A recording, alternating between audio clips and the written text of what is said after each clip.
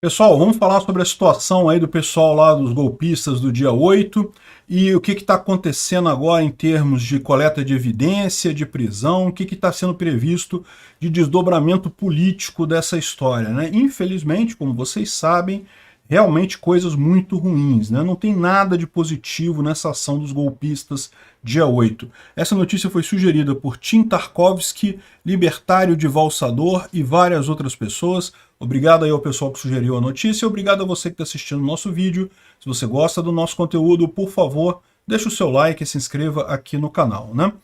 Pois bem, vocês viram no Fantástico as imagens do cara quebrando o relógio lá, um relógio que foi trazido 1600 aqui para o Brasil, enfim, um monte de obras de arte sendo destruídas e coisa e tal, que quebrou o relógio, quebrou mais um monte de coisa, destruíram o quadro aqui que tinha lá. Olha, que coisa horrível isso. Por que as pessoas fizeram isso? Que tristeza esse tipo de coisa. Para quê? O que isso iria mudar? Qual a lógica disso daí? Né? E realmente, o pessoal fica falando assim, ai, mas os intrusos, que tinham intruso, tinha intruso porcaria nenhuma, tinha meia dúzia, se tivesse meia dúzia. O resto do pessoal foi na onda e foi lá e saiu quebrando tudo também. Verdade seja dita, eu vi nas filmagens algumas pessoas tentando impedir que quebrassem coisas. Essas pessoas, evidentemente, estão do lado certo da coisa. Foram levadas para esse protesto de forma errada. Ainda assim, o grosso do pessoal que estava lá estava se divertindo pra caramba quebrando essas coisas. Para quê? Acabamos agora, todos nós, sem motivo nenhum, com um monte de coisa. Acabou justificando um monte de medidas mais duras do lado lá do Lula. É lógico, a esquerda vai fazer a festa agora. Eles sempre quiseram sacanear Bolsonaro, sempre quiseram prender Bolsonaro. Aí, meu amigo, agora estão com a faca e o queijo na mão, né? Essa é a verdade da coisa, graças aos golpistas do dia 8. Porque também teve o caso daqueles manés que tentaram explodir uma bomba no aeroporto de Brasília. Vocês lembram disso? Os caras plantaram uma bomba no aeroporto de Brasília. Tudo bem que não explodiu a bomba, a coisa toda muito sem capacidade, muito besta. E, no final das contas, o pior das indicações possíveis, queriam explodir o aeroporto na véspera de Natal, no dia 24 de dezembro. Olha só, político não tinha mais nenhum ali, só tinha ali funcionário público de baixo escalão e pessoas normais viajando para o Natal. Político já viajou tudo antes, já saiu de lá. Então ia ser o protesto mais mequetrefe do mundo, mas de novo, é isso que eu falo que é o grande problema. Por que foi uma tentativa de golpe, a invasão e a quebradeira lá? Tem gente falando aí que não foi tentativa de golpe porque eles não foram lá. Não, mas é diferente do Capitólio, tá? No Capitólio, eu falei, no Capitólio não foi uma tentativa de golpe, por quê? Porque os caras entraram lá querendo impedir a votação lá do coisa, mas eles sabiam que a votação iria acontecer de qualquer forma. Uma vez que eles saíram do prédio, a votação aconteceu e pronto, e foi eleito o Biden, e não tinha como mudar isso. O Biden já estava eleito naquele momento, não tinha nada que eles pudessem fazer para tomar o poder ali, né? Então, lá nos Estados Unidos, o Capitólio foi realmente um protesto muito forte, mas eu não vi como tentativa de golpe ali. Agora, aqui sim, aqui foi. Por que foi aqui?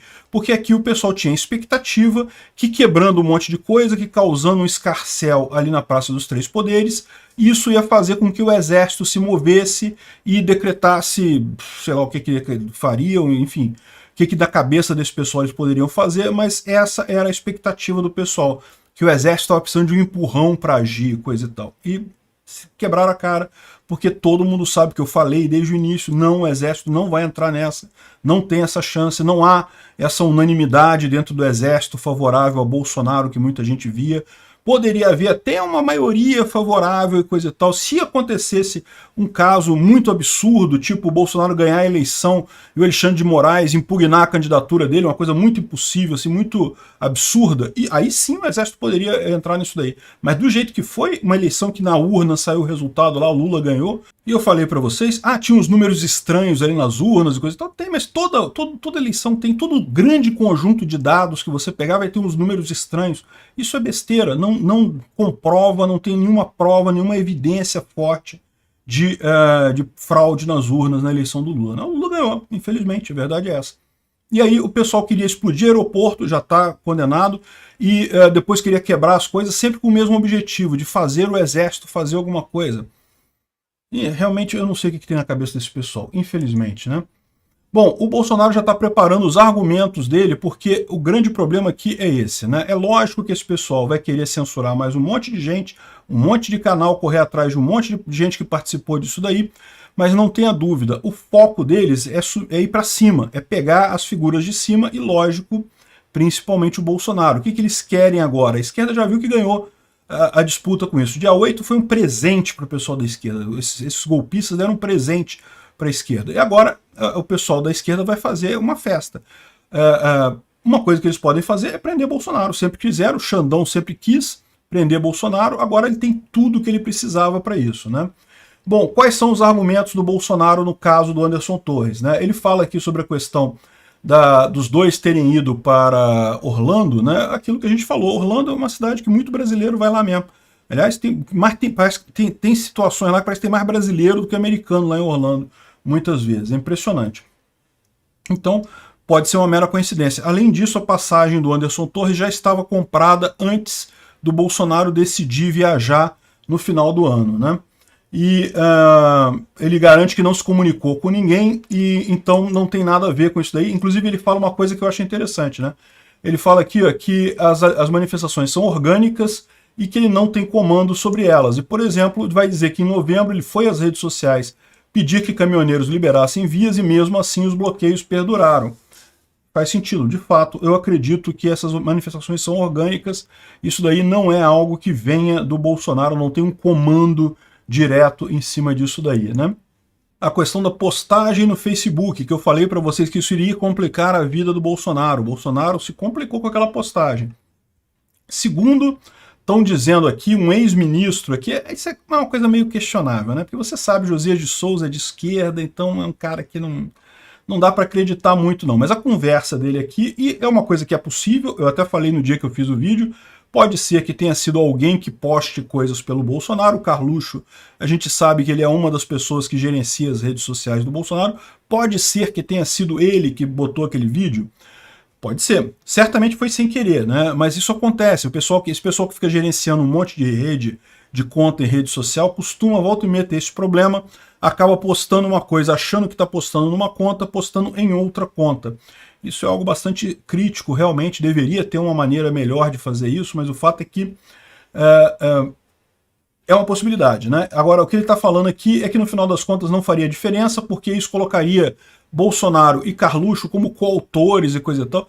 Olha, eu não sei disso não, tá? Até porque é aquele negócio que eu falo para vocês, mesmo por aí, a linha de dizer que teve incentivo a fazer aquilo ali, no máximo você poderia ser acusado de incentivo, né, de incitação, mas não de coautoria, né? Agora eles querem botar Bolsonaro como coator. E tem uma zona cinza aí mesmo, eu já expliquei para vocês, né? Se você vira para alguém e fala, não, olha, vai lá, ó, faz essa merda, rouba aquela loja lá, ó, vai lá, você é coautor, você está incentivando a pessoa a fazer isso, você está ajudando a pessoa a fazer aquele crime, né? O que ele fez aqui não foi diretamente isso, porque não consta que em momento algum ele incentivou as pessoas a fazerem aquele ato específico. Ele pode ter falado contra o TSE, contra as urnas e coisa e tal, mas isso de certa forma não é para o mesmo que dizer para vai lá e quebra tudo e coisa e tal. Não, não é.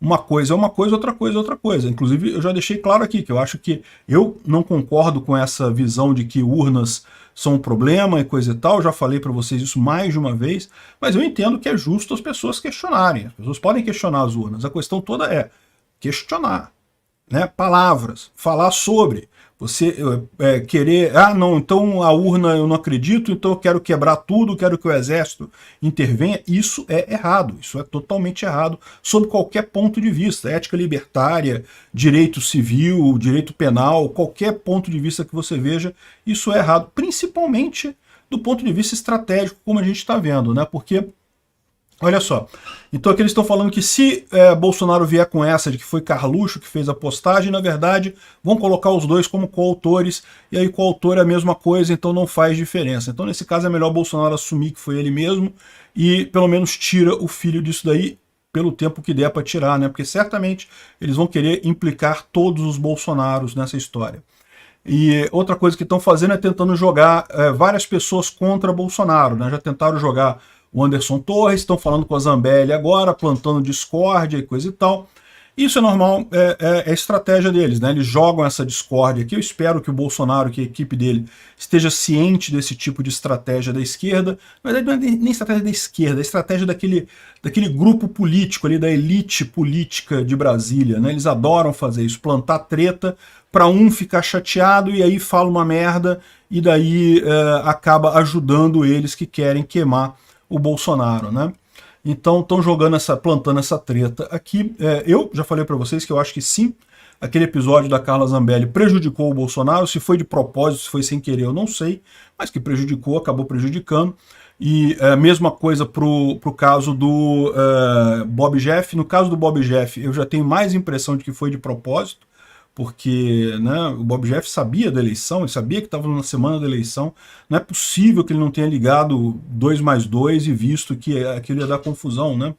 Mas enfim, no caso da Zambelli, pode ser que tenha sido alguma coisa do momento ali, ela não se tocou da importância, enfim, não sei, né? Mas o fato estão tentando jogar esse pessoal contra Bolsonaro justamente para tentar incriminar Bolsonaro. Vai ser complicado isso daí. Os golpistas do dia 8 deram tudo de presente para o pessoal lá, né? Como diz aqui o colunista da CNN, uma semana após os atos no Distrito Federal, Lula ganha uma oportunidade política no curto prazo, dizem aliados. Isso é minha expectativa. Que ele ganhou uma vantagem, ganhou um sossego agora, ganhou, é certo. Mas, à medida que o tempo for passando, isso não vai durar tanto tempo assim quanto ele espera. Mas lembra, não é que eles não vão deixar de usar isso, eles vão continuar usando isso sempre. Olha o que eles fazem com o Capitólio lá nos Estados Unidos. Chegando perto da eleição, vai todo mundo ser classificado entre gente que apoiou a invasão do Congresso e gente que não apoiou a invasão do Congresso, e vão tentar colar candidatos bolsonaristas ou candidatos de direita com esses golpistas que estão aí. Então, por isso que eu digo que é importante a gente fazer a diferenciação agora. Quem fez esses ataques aqui é golpista. Os caras usaram violência, perderam a razão, não tem coisa... Ah, mas tinha infiltrado no meio. Tinha uma meia dúzia ali, pô. O resto do pessoal foi na onda. Então não justifica da mesma forma. Esse pessoal é golpista, não tem o que fazer. Agora a gente tem que fazer isso justamente para diferenciar o resto do pessoal, que são as pessoas pacíficas, que nunca falaram em golpe, em artigo 142, em derrubada do Lula, em eleição inválida do Lula. Não, esse pessoal não, deixa quieto. A gente vai fazer a nossa movimentação pacífica, não vai ter condição agora, por um tempo vai ser difícil mesmo, mas se a gente deixar, se a gente conseguir acalmar as coisas por um tempo suficiente, eu tenho certeza que a economia na gestão Lula vai ser problemática. Rapidamente a gente já consegue mudar o foco de novo para criticar o Lula ao invés de ficar tentando justificar o injustificável, né? Bom, o Valdemar já falou que a candidatura do Marinho não é mais nem certa, né? Lembra que há um tempo atrás o Marinho tinha toda a chance de ganhar no Senado. Agora ele já falou que dependendo de como tiver a situação lá em fevereiro, no dia 1º de fevereiro, o Marinho nem vai lançar a candidatura e eles vão apoiar o Rodrigo Pacheco. Olha só, mais um presente que os golpistas de merda do dia 8 deram para todos nós aqui no Brasil. Havia a chance de tirar o Pacheco antes disso, agora a chance é muito menor. Ele vai fazer uma avaliação para ver se ele tem alguma chance. Se ele não tiver chance, é melhor ele compor a chapa do Marinho, a chapa do Pacheco, justamente para garantir, no mínimo, algumas comissões lá no Senado. E, de fato, senão ele vai ficar totalmente fora de todas as comissões, é pior ainda nesse caso, né? E outra coisa, isso daqui eu acho que é algo que está longe de acontecer ainda, mas já tem esquerdista falando aqui de impeachment do Nunes Marques e do André Mendonça. Não, tem que sofrer impeachment, sabe por quê? Porque eles votaram contra o afastamento do Ibanez Rocha. Lembra? O afastamento do Ibanez Rocha não é previsto na Constituição. Quem afasta governador é o STJ. O Alexandre de Moraes, com uma canetada, afastou o Ibanez Rocha. E olha só quem votou contra isso depois. Está sendo acusado de estar favorecendo os grupos, o golpe, favorecendo o pessoal dos golpistas e coisa e tal. Já estão falando em impeachment deles. Eu não acho que vai chegar a isso, tá? Mas que o pessoal tá nessa vibe, tá, né? Vão sair caçando qualquer coisa nesse sentido, principalmente de deputados, do pessoal mais influente lá em Brasília. Vão tentar fazer uma limpa muito grande lá. E, infelizmente, eu não tenho dúvida, alguns nomes vão. Eu espero que não sejam muitos, mas alguns vão acabar caindo nisso daí, infelizmente. Obrigado por assistir o vídeo até o final. Além de curtir, compartilhar e se inscrever no canal, considere se tornar patrocinador com valores a partir de R$ 1,99. Clique no botão Seja Membro abaixo para saber as condições e vantagens de patrocinar o canal. Mais informações sobre o nosso projeto, visite nossos sites indicados na tela.